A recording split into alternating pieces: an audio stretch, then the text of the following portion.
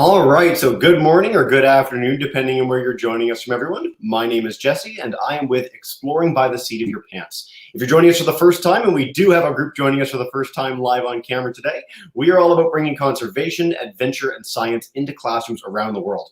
And October is our month dedicated to space exploration. We have had astronauts on, space engineers, satellite designers, all sorts of amazing scientists, researchers, astronauts, and more that are exploring the cosmos and pushing our boundaries of understanding the solar system and beyond around us. It's been a really exciting month, and I want to thank all our live and YouTube classes for tuning in as we continue to highlight amazing scientists and explorers from around the globe. Today, we are bringing back someone who got a chance to join us for our SciComm Storytime series back right at the beginning of COVID when everything was all crazy. We had a really fun time highlighting amazing science communicators from around the globe. And today's talk is, I'm very excited. It's so nice to have our speaker back today. We're joined live by Diana Alsindy. So she is a propulsion development engineer at Virgin Orbit, which means she is literally a rocket scientist. She gets to work on things that are going to go into space to other worlds and beyond. Super exciting stuff. Beyond that, she is a really noted bilingual science communicator. In 2018, she founded the Arabian Stargazer, an Instagram page with over 110,000 followers. You can also catch her on her website at the same, thearabianstargazer.com. Lots of great opportunities to learn from Diana about all the cool work she does. With that, if you're joining on YouTube, let me know where you're coming in on the chat bar. I'd love to hear where our classes are from around the world, and we do get them from around the world for these sort of programs. And with that, I'll turn it over to Diana. Thank you so much for joining us today, and take us away. Hi, everyone.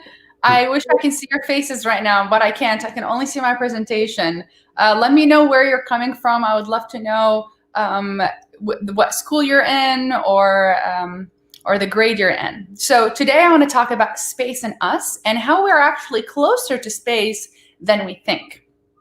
So a little bit about me. I was born and raised in Baghdad. I immigrated to the United States in 2008. And these are the pictures. This is the date of when I took these pictures. A lot of people ask me, well, how do you go from living in a war zone to working in the rocket industry and in space? Because that industry is not really available in the Middle East. So today I just want to talk to you about how we're actually close to space and in terms of selecting it as a career or even seeing it in our daily lives. So in 2010, I was in Valhalla High School in San Diego. I didn't really know what I want to do. I didn't speak English that fluently because we didn't study English when I was back in Iraq. But I knew that I wanted to do something related to science. Science seems exciting for me. My family members studied engineering, and we kind of had that push towards science. Then I went to University of California, San Diego, where I studied chemical engineering. And the selection of my chemical engineering degree was kind of bumpy because I changed my major a few times and ended up to be a chemical engineer because I thought it's a versatile career and I can work on anything from water purification to skincare to robots, cars, rockets. It's really everything in between. And then I started working at Virgin Orbit, and this is me, a picture in mission control when we were doing the first hot fire for our first stage engine. It was a really exciting day. So the subject is space. How are we connected to space? How do we use space technology in our everyday lives? And is it really necessary to have space? And I'll talk a little bit about how satellites stay in space, because orbits is one of the most exciting subjects for me. There's a lot of companies that are coming out now where they are trying to build rockets that are safer and faster and cheaper so we can take satellites to space. So a background of my history of working in the space industry. When I was in UCSD, I joined a team called Students for Exploration and Development of Space. And we built a CubeSat that is called the Tritea CubeSat. It looked like a cereal box sized, and it had everything inside: the antennas, the electronics, the tanks, the propulsion system. Everything was inside of that box. And it was supposed to go to the moon and go on a lunar mission for NASA's competition. We won a few ground tournaments, $30,000 each. And it was exciting to lead a team of propulsion engineers who are actually still students and are working part of the time and going to school. So that was my experience with SEDS. Then I interned at Space Micro, which is a small startup company in San Diego. They build electronics to put inside satellites that look like the Triteia CubeSat, and it does its mission for whatever the client wants. I was a quality engineer, so as a chemical engineer, I was responsible to know that each lab has to be in a certain standard, so it's meeting the requirements to stay clean, to build really intricate electronics in the labs. I was also responsible for disposing all, what are they called? The expired chemicals that are inside of their cabinets. I'm not sure why they had a lot of expired chemicals, but that was one of the jobs I had there. Then I worked with Northrop Grumman as an intern as well, and I was a fiber optics engineer, which is different than propulsion. We worked on building fiber optic gyroscopes, and gyroscopes are a way to navigate and orient your satellites in space. You see a trend, everything is connected to satellites. And then I worked at NASA JPL as a propulsion systems engineer on their lunar flashlight CubeSat. Do you notice how this CubeSat looks very similar to this CubeSat? Because it's kind of a similar size and it had a similar mission. It was supposed to go to the moon and explore moon's surface. And lastly, Launcher 1 at Virgin Orbit, a 2-stage rocket, liquid propellant that is meant to carry a satellite to space. So you see this little payload right here. This is the satellite of the client. We take it within our rocket, we take it to space, and it does its own mission. So everything is really related to satellites. Yes, I work on rockets specifically, but they are to carry satellites to space. So in modern times, we've been having a problem of finding vehicles that takes our satellites to space. We have way too many satellites, including satellites built by high school students and university, not just companies. But we don't have that many rockets that can carry the massive amount of satellites that want to go to space.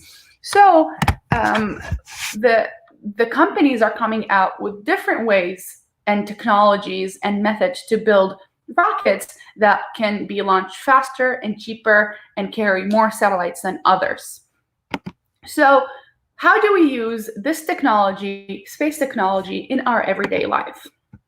For the past 50 years, space has been able to verify nuclear arms treaties around the world, because if it's basically providing space, peace from space, if that makes sense. It keeps us safe and live without wars as much as possible. It also prevents illegal fishing. For about the past 50 years, we were able to prevent $3 billion from illegal revenue coming from just fishing. When you overfish, that means you're going to have less fish in the sea, and if there's less fish in the sea, that's just going to ruin the cycle in our environment, and that will be a very bad day for humanity. So space has helped us prevent illegal fishing and lodging around the world. Phones, internet, connections. This is happening because of space. There are about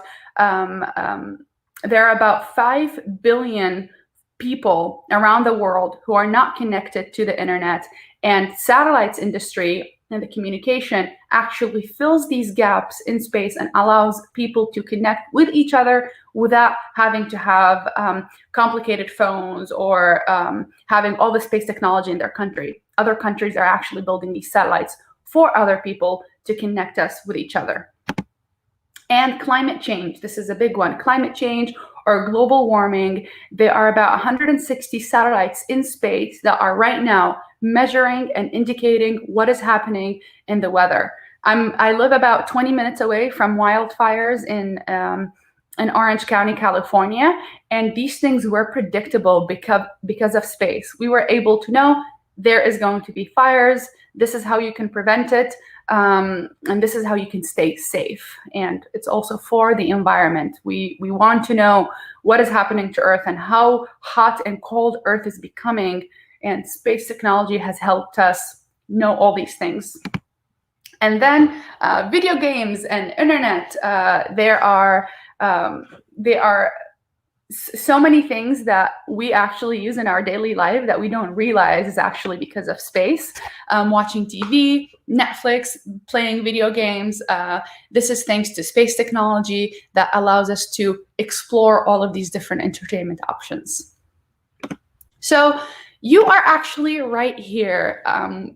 Satellites and rovers and rockets has explored multiple planets in our solar system. So if we are not using space technology for improving our life here on Earth, it's also to explore the solar system and understand what is the different factors that helped make Earth look the way that it is right now. And by understanding history on Mars, understanding Jupiter and Saturn, these different elements can give us a better idea of how old is our universe and what's out there. And humans are curious minds and they want to know what is out there. So I'm just going to talk a little bit about orbits and how can we actually leave satellites in space and not monitor them. What's that technology and how do we do it? So when humans send things to space, they usually do one of two things. Either they orbit Earth or they leave Earth to explore. So when you're orbiting Earth, the reason why it's not falling is because there is Earth gravity that's helping satellites stay in space and travel around it. Examples of that is the International Space Station. When astronauts go, it's their home in space. This is a very giant ship where astronauts do a lot of science experiments and fix the space station itself in order for it to continue working. It's been there for many years and it doesn't have engines or anything like that. It is rotating and going around Earth because of Earth's gravity. Other satellites are GPS or internet satellites. They are rotating around Earth and orbiting because of Earth's gravity, and that is the influence of Earth's gravity. Another way of satellites going to space is when they leave Earth to explore. They go so fast around Earth to a point where they are thrown out from Earth's gravity and they end up orbiting another planet or the sun. And examples of that is the Mars rovers. NASA has sent many Mars rovers, other countries too, where they go on another planet and land and do exploration on a different planet. That is when the satellite or the rover is not controlled by Earth's gravity anymore. Another example is NASA's Voyager spacecraft. Voyager has explored many different planets around the universe because it left Earth's gravity and it did its mission outside of Earth. So it's common where people think, well, when you have a satellite going around Earth, that means it's in zero gravity. But actually, when you're orbiting a satellite, it's actually in free fall, just like a skydiver. But the big difference is they are moving sideways as well. So gravity is pulling the satellite towards Earth. And when the satellite is not moving fast enough, it's just going to fall back to Earth. Just like the Newton cannonball theory. When you have a cannon on top of a mountain and it throws the bomb or whatever it is, if it throws it really, really, really, really fast, it's going to continue rotating around Earth. And that's how satellites don't fall back from the sky. So they are moving sideways so fast that they miss the Earth and they fall and continue to fall around it as the velocity is increasing further and further. This technology actually is used in building satellites in a lot of companies. Virgin Orbit has to understand the dynamics of the satellites that they're carrying in order to make sure the mission is successful. And the rockets that are carrying these satellites, they look like this if they're second stage rockets. This is the engine. So if you look at it in the middle, this engine is have a chemical reaction happening in between, a mixture of fuel and oxygen. When that fire gets produced, it comes out of the nozzle and it pushes the rocket forward and it takes it to space. So I hope I excited you a little bit about space, and in this short presentation. A lot of careers can be procured when you are in this industry. You don't have to be a scientist or an engineer. And I want to convince you that you don't have to be so smart in math, and you have to be a genius, and you have to be a rocket scientist. There's a stigma behind rocket scientists being really smart, and it's a very difficult industry. But in reality, anyone can join this field, and it's really exciting if you are passionate about it. So the obvious one, if you want to be part of the space, you can be an astronaut. Astronauts are people who go to space, explore the different things that we have for whatever mission that they're doing. So you would live on the International Space Station. You can conduct experiments or do spacewalks. It's really awesome. For that, you need a science degree. You need some kind of a degree that is going to help you do something useful in space, because people, when they go there, they don't just go there for fun. They have a reason, and not many people in the world have been to space. So it is definitely the place where you have to be trained for it. You have to have the health for it and stuff like that. But you can also be a scientist and an engineer who doesn't go to space, and that's me. I'm an engineer and a scientist who help others either go to space or build vehicles and rockets who take satellites to space and explore. If you don't want to go to college, you can still be part of this industry. You can be a technician. A technician is somebody who is who studied a technical expertise for a short period of time in a technical academy. And technicians are the ones who are working on the hands-on things. They are building the vehicles. They understand the rocket or whatever component they're working in very well. Without technicians, rockets will not be built, because engineers are the ones who design and analyze and test, but most likely they are not putting the bolts together and putting the pieces together. So it's an exciting job because it's important. We need people who understand these components in order to integrate them in the vehicle correctly. And you don't have to go to college for this one.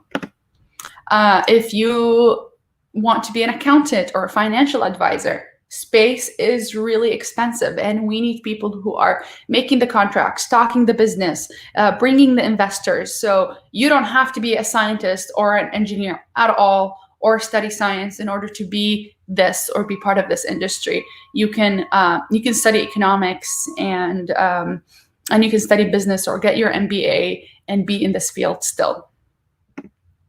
If you are into social media, which a lot of us are, we need people to know what we are doing and be excited about it, so we can A, bring in more investors, and B, just inspire other humans around us and show them the importance of science and basically marketing your company. So if you are interested in marketing, this is a place for you too. You can be part of this industry and not be a scientist or an engineer.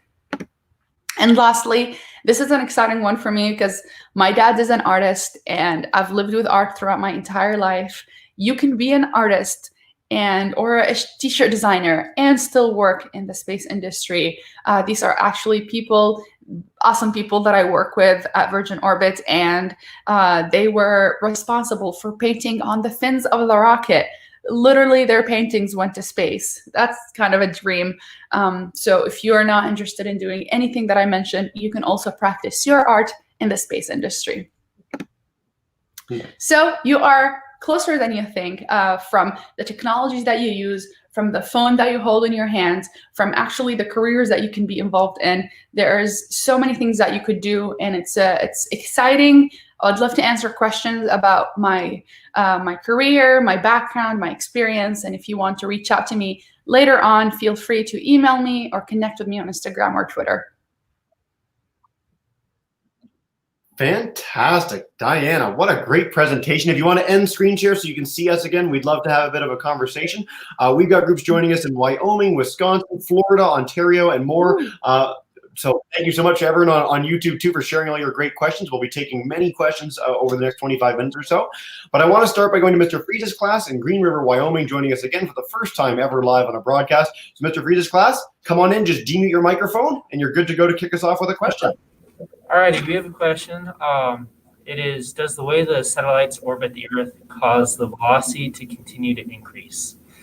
That's a really good question. So I did mention that they continue to increase. What I meant by that is when the velocity is at a certain rate, when you have a satellite that's moving for whatever distance and time, it is going to continue being in free fall and moving sideways. So when it breaks down, or if it slows down for whatever reason, which is not supposed to happen, that's when it's going to either float in space, depending on which area it's in around Earth, or it's going to fall back to Earth. So a lot of times when we are launching rockets and we have, the first stage falling back, the reason it's falling back because it hasn't reached that velocity. And it's not moving that fast. So that's why it goes back to the ocean, or that's why we have space debris that's going around Earth. So it's a really good question. Yeah. You had highlighted a few animations in your presentation too, and I'd encourage all the students, go to YouTube, go to NASA's website. Like, there's amazing animations to explain all of this in a really visual, nice way. But some of these concepts are harder to grasp, but it's a great question to kick us off. All right, Mr. LeVogue's class in North Palm Beach, Florida. They want to know, where would you like to explore in space? And why? I love the dynamic. I really want to go to Mars. The other day I was watching a show called Away on Netflix. I encourage you guys to watch it. And the last episode is when they reached Mars, and I really hope I'm alive to see this moment and see that we have actually went across the universe to reach a planet so far away, and it has so many wonders. But if it's something possible to do, I want to explore all different planets in space. But I want to go to Mars. I have my Mars globe right there. Fantastic. Yeah. Bring it down if you want. We can see it up close. Actually, a nice follow-up on that. So you mentioned Away as a great resource for you, something that you really like watching. Are there other sci-fi examples in books or movies or TV that you'd recommend to kids to sort of get excited about space exploration? Yeah. Let's see. So these are all shows that might not necessarily be really realistic, but I liked it, and it made me feel excited about space more. I loved Interstellar. Interstellar was a great movie. If you want to watch like a science show on Netflix, Emily's Wonder Lab, that was really cool. She has multiple degrees in science, and she studied aeronautical engineering as well. So if you want to follow her on social media or even watch her new show on Netflix, you will definitely be excited about science. Awesome. We're actually doing presentations with Emily on Wonder Lab in the coming week, so nice plug. All right, I'm going to take one more on YouTube, and then we'll go to Joe joining us in Wisconsin in a second. So Miss Dixon's class joining in Ontario. What are the greatest challenges, dangers, and costs of exploring space? No pressure on that question, Diana. So there are different criterias of danger in space. So if you are carrying humans to space, that's very dangerous, and you need to make sure that you have the full trust in your vehicle. And trust is not really built on faith when you're working on vehicles. It's built on actual evidence, data, numbers, math, in order to know that your rocket has been tested for literally 80 times. So when we took SpaceX commercial flight to the International Space Station, that was the first time in 10 years where we carry astronauts from American soil. And the rocket that took these astronauts to the International Space Station was tested and flown successfully 80 times. And 80 times, let's just say there's like a few millions in each launch. It's pretty expensive. And when once the rocket fails, you have a lot of money that you just wasted. But it's not really money wasted. It's more more data for us to understand what is wrong with our vehicle and how can we fix it. So that's the greatest danger, is that actually killing someone. And that's why NASA, when they build their own vehicles and rockets and missions, it takes years and years, because it actually takes a long time in order to qualify your vehicle and make sure that you go through your acceptance testing, qualification testing, you pass every critical design review, and everything is checking the boxes. You don't want to say, oh yeah, this is okay, like I trust it. You have to test it and know what it takes to get it successful. So that's the greatest cost, is building something successfully and how long it takes to make it successful. Fantastic. What a great answer. Thank you so much, Diana. I want to go back, before we go back to go to Joe for a live question. You mentioned so many amazing careers, and I just wanted to note, on YouTube, we had a lot of classes that were just mentioning how really impactful that was to them. It's something we always like to harp on in space presentations. And I mean, you think about Apollo 11 and going to the moon for the first time, we think there's over 250,000 people that played some role in the United States in making that possible. So this is a really team effort, a world effort, and something really exciting, no matter what your interest is in science or otherwise. So thank you so much for that. Of course. All right, we're going to go to Joe. She's joining in Mount Orab, Wisconsin. She's been in like half our sessions the last 2 weeks, so it's always nice to have Joe. Joe, go for it.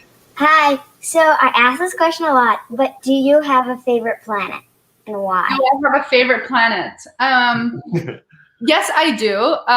Mars is my favorite planet because I relate to it the most. There are all these great stories about Mars, and I didn't know a lot of them until I kind of came to the United States. 10 years ago, I think 10, 11 years ago when I came, I didn't know, I didn't think of space. I didn't think of rockets. I didn't think of careers I can do in engineering. So Mars was the first impression I had about space, and I relate to it because it reminds me of where I came from. And now I know about all of these exciting things that space has and that I could actually contribute to. Awesome. One day, Joe, we're going to get you like a Neptune or Uranus in there. Like, we're going to get all the planets by the end with all our space people. Oh, she's trying to get a Neptune. Let's head back to Green River, Mr. Freeze's class. If you guys have another question, just give me your mic. Come on up. Alrighty, so I had a question, and I was wondering if there's a specific reason that the vast majority of rockets are painted white. I was thinking that it's probably to help prevent it from absorbing heat, but I wasn't sure. Could you say that again? I missed your part. Is there a reason that rockets are painted white? Is there a specific reason? And he mentioned that maybe it's to do with reflecting heat back or not absorbing heat. Is there a reason, or is it just for... The color white will do that, but I'm not sure if that was meant to happen. It's a lot of people paint them white because either it looks good in space, you can clearly see it, because if it's black, it will blend in with other stuff, or if it's blue, it will blend in with the sky. But the material that we use across the rocket called SOFI, and it is a type of insulation. It's a spray-on insulation. Looks like hair mousse or foam, and when we spray it, it solidifies and it becomes like foam. And that material is really cheap, and we use it in order to insulate the rocket from either getting too cold or too hot. So I think a lot of rockets use that same material, and that material only comes in white. That's why it is it's that color. But we don't officially paint the full thing in white. The insulation that we spray across the entire rocket is white. Huh, there you go. That was actually a pretty quick question, guys. So if you want another one in Green River, just come on up. If you have more questions, go for it. And if not, I can come back in a minute. You can think I love your questions. They're very AP physics related. Awesome, guys. Well, I'll come back in a second then. And sorry, there we go. Pass along a quick one from Mr. Laveau's class again. Are you a big deal back home now that you're doing something so cool that not many people are doing? Oh, you're so cool, Mr. Laveau. I don't want to call myself big deal, but a lot of people find it interesting that I'm a young female who is Iraqi, who is working in rockets. We don't really have this industry in Iraq. It doesn't exist. And in fact, the word rocket doesn't exist in the Arabic dictionary.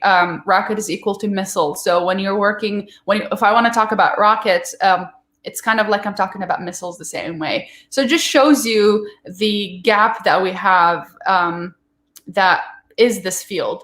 So the reason why the Arabian Stargazer, I forgot to mention that actually in my presentation, when I founded the Arabian Stargazer in 2018, a lot of people found it shocking that I worked at NASA and I work in a propulsion engineer, because it's just unheard of in the Middle East, specifically the region that I come from.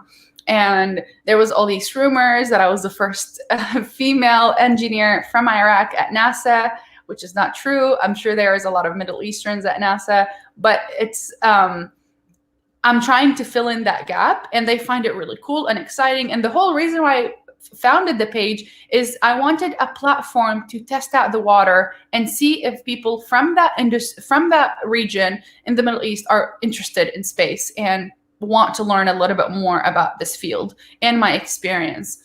And 100,000 of them are. So eventually I want to build in space camps all across the Middle East, where I teach skill sets like 3D printing, thermal analysis, design, knowing how to do a presentation, knowing how to write a professional email. These different skill sets, I practiced them when I was in university, and I joined technical clubs and I built Tritea CubeSat. So if I can provide that experience for Arab students, that will make me really happy. And I think it is necessary for our youth and our future. Fantastic. That was a very humble answer, Diana. And I'll say on behalf of all our people watching that you are a big deal, but I appreciate you deferring that, plugging that to the side. We had a couple questions on YouTube about Virgin Orbit. So this one's from Miss Dixon's class. Is Virgin Orbit connected to NASA or the CSA? A lot of our students haven't heard of Virgin Orbit before, so if you could explain a little about that and how they operate, that would be great.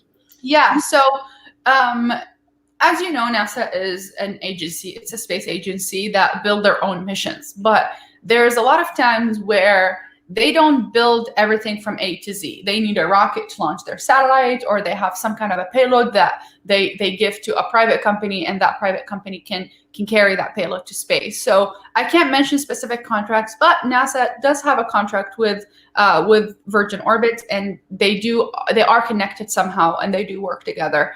But that's kind of the case with a lot of companies. NASA works with a lot of companies in the United States, because all of these companies are offering their services, and if that service, matches and it works with what NASA strives to do, so NASA signs up that contract. So yes, they are connected. Yeah, fantastic. All right, we're going to go to Mohammed's question. What are your expectations for the space sector in the Middle East? This is a big question, but it's something touching upon a lot of what you like to highlight. So I'd love to hear your thoughts. I know Mohammed, he's one of my followers. So the UAE is doing amazing things in space right now, and they are just trying. They're trying to pave the way in this industry. I don't consider it a saturated industry yet. I don't think we have many people who are working in this field, but I do see in 5-10 years they will be the leading countries in space exploration, and they're working really smartly with other people, not to cut corners, but to learn from their mistakes and try not to lose as much time and money, because it takes a lot of trial and error. So they're bringing all these talents from across the Middle East and bringing all these brains together and producing something amazing that could either reach Mars. So they have their Hope mission that they launched this summer. It's going to be it's going to arrive to Mars in February of 2021, and that was the first Arab mission to Mars ever. That's a big deal, because knowing how many countries have been trying to reach Mars and how long it took them, I think that is inspiring. So I see a bright future, and I think UAE is going to start working with other countries, nearby countries, to produce something bigger and faster.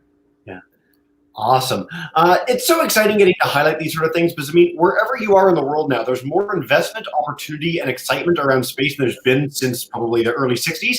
So whatever your interest is in the world, there's so much going on in space, robotic missions, manned missions, launching from different places, more investment in countries that have previously never been involved in space. Yeah. It's a great question, and I'm glad we got a chance. I love these questions. Everyone is really, really trying to think about this. It is. Well, welcome to Exploring by the Seat of Your Pants. That's what we're all about. Good questions.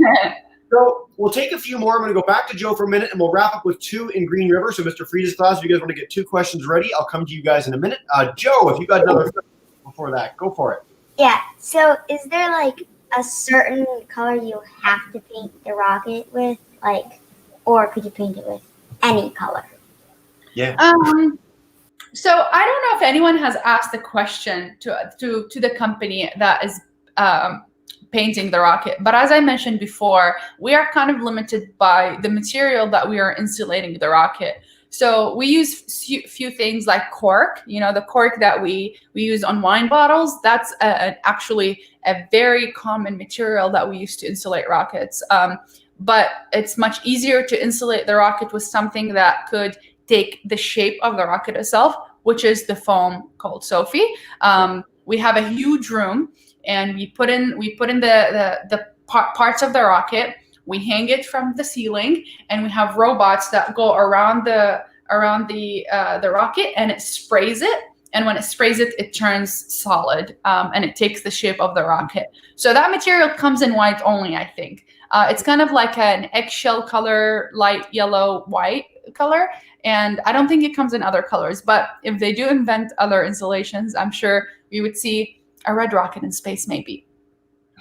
We hope to look for that. And by the way, for all our classes, if you guys ever get a chance to see a rocket launch in person in Florida, it's one of the most incredible things you can see in science or engineering in the world. The buildings that they use to build and move the rockets out of are just incredible. So hopefully you all get that chance at some point when it's a little bit safer to travel. All right, we're going to head back to Green River for 2 more questions. So demute your mic. We'll do 1, take an answer, 1 more, and then we'll wrap up from there. So come on in, guys. Okay, so you had mentioned that satellites, once they get into orbit, that they're technically free fall. So would their acceleration still be the gravitational constant of 9.8? Can you repeat that last part? So would the acceleration of the satellite still be 9.8, the gravitational constant, like it would be on Earth?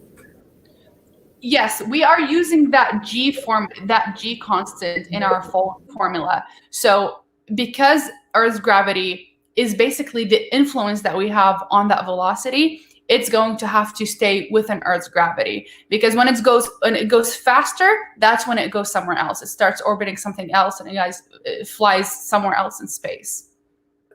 Awesome, guys. All right, come back up for another. Let's do it.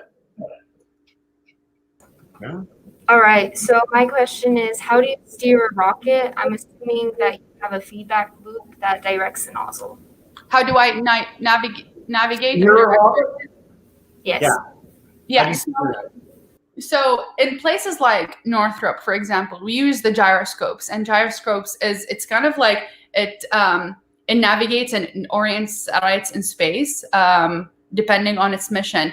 But for rockets, we use ground control. So ground control is writing all these different commands on where is that rocket supposed to be. So the engine is designed in a certain way in order to orient the rocket in its direction. So there's different ways that we can do this, either with the engine itself, and the engine is designed to do a certain thing, or ground control. So we have a massive computer, we call it the brain of the rocket, and it writes codes of lines of codes that tell you exactly where it needs to be.